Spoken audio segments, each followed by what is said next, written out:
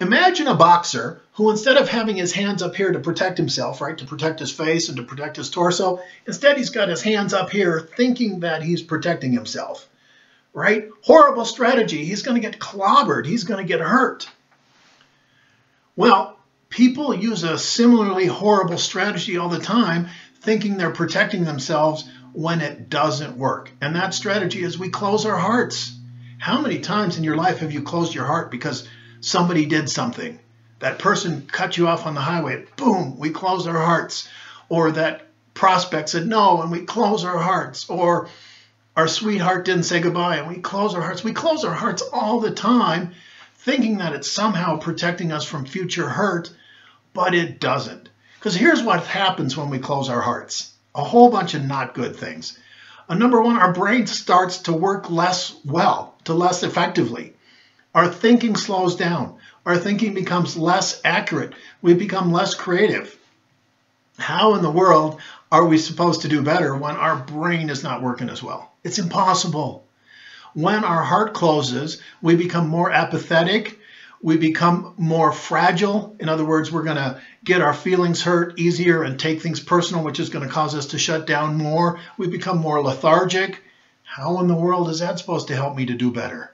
And then from a law of attraction perspective of what you put out there is what comes back, right? If I close my heart, then I'm putting out weak energy, low enthusiasm. So I'm going to be less attractive to my good. I'm going to be less magnetic to good showing up in my life. So I'm going to suffer there again. And yet, we think that somehow it's protecting us. Have you ever closed your heart and your life's gotten better? No, I certainly haven't had that experience, but have I closed my heart millions of times in my life? I have, because it's a habit that we've learned. But the good news is with any habit, we can replace it. We can learn to keep our heart open no matter what and go, you know what? Closing my heart isn't going to do anything beneficial for my life. So I'm going to keep it open anyway. And that's a skill we can learn. It's a muscle we can build to keep our heart open no matter what. And a tool that's going to help us to do that is, I call it tap and smile. So if you tap right here on the center of your chest, just lightly tap, tap, tap, tap, and then smile the biggest, most ridiculous smile you possibly can. You can't help but have this surge of energy and the surge of well-being and the surge of optimism. And, oh my gosh, I've used this technique and gone from furious to peaceful in seconds, right? Because something happens, I'm mad, I'm like, wait, closing my heart isn't going to make my life better. It never has, it never will. Let me do something about it. And all of a sudden, I'm at peace. I'm settled.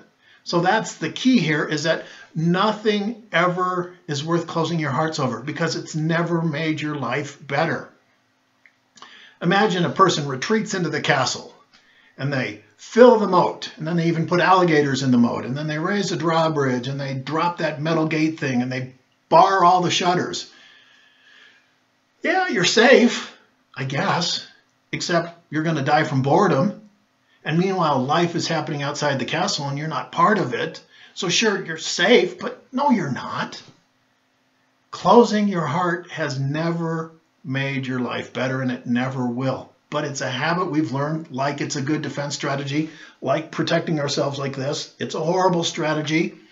And so anytime that you catch your heart closing, you can open it up that quick. This is Jonathan Manske, your cerebral sanitation engineer. Thanks for listening.